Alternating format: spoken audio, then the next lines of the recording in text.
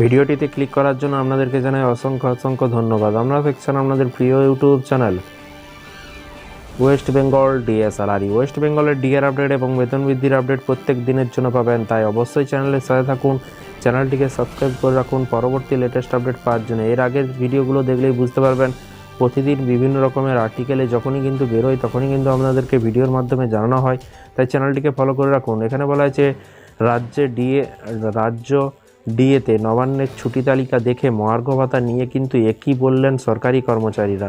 নবান্নের ছুটির তালিকা দেখে মহার্ঘ ভাতা নিয়ে একই বললেন সরকারি কর্মচারীরা।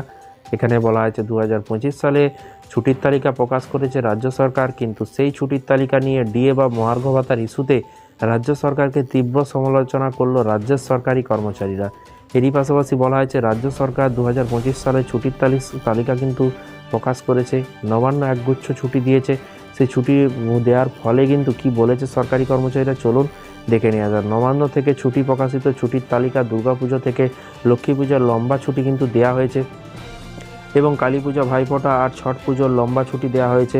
এরই পাশাপাশি দেখুন আর কিসে কিসে ছুটি দেওয়া হয়েছে। রাজ্য সরকারের দেওয়া লম্বা ছুটি নিয়ে রাজ্যের সরকারি কর্মচারীদের একাংশ কিন্তু তীব্র সমালোচনা করছে রাজ্য সরকারের। সেখানে উঠে এসেছে কিন্তু ডিএ বা মহার্ঘ ভাতার ইস্যু। কী বলেছে ডিএ নিয়ে? রাজ্য সরকারি কর্মচারীদের সংগঠন confederation of state government employee সাধারণ সম্পাদক মলয় মুখোপাধ্যায় বলেছে 2025 সালে পশ্চিমবঙ্গ সরকারের ছুটি তালিকা প্রকাশ করেছে রাজ্য ডিএ প্রদানের লাস্ট হলেও ছুটি প্রদানে ফার্স্ট। মলয় মুখোপাধ্যায় বলেছে যে ডিএ প্রদানে লাস্ট হলেও ছুটিতে কিন্তু ফার্স্ট। মলয় মুখোপাধ্যায় আরও বলেছেন মাননীয় মুখ্যমন্ত্রী তা স্বীকার করে বলেছেন যে ডিএ কম হলেও এই রাজ্যের সরকারি কর্মচারীদের ছুটি প্রচুর, তাই কর্মীদের ভ্যালু অ্যাড করতে হবে। সত্যি বড় বিচিত্র যুক্তি। এবং এরই পাশাপাশি এই রাজ্যের ডিএ একটি বড় ইস্যু। রাজ্যের সরকারি কর্মচারীরা বর্তমানে ষষ্ঠ বেতন কমিশনের আওতায় বেতন আর মহার্ঘ ভাতা পাচ্ছেন। তাদের প্রাপ্য মহার্ঘ ভাতা 14%, কেন্দ্র সরকারি কর্মচারীদের মহার্ঘ ভাতা 53%। রাজ্যের সরকারি কর্মচারীদের দাবি কেন্দ্রের হারে কিন্তু ডিএ, এবং গত বছর 2বার ডিএ বৃদ্ধি করেছিল সরকার। এবার কিন্তু জানুয়ারি আর একবার কিন্তু এপ্রিল মাসে ডিএ দিয়েছিল সরকার।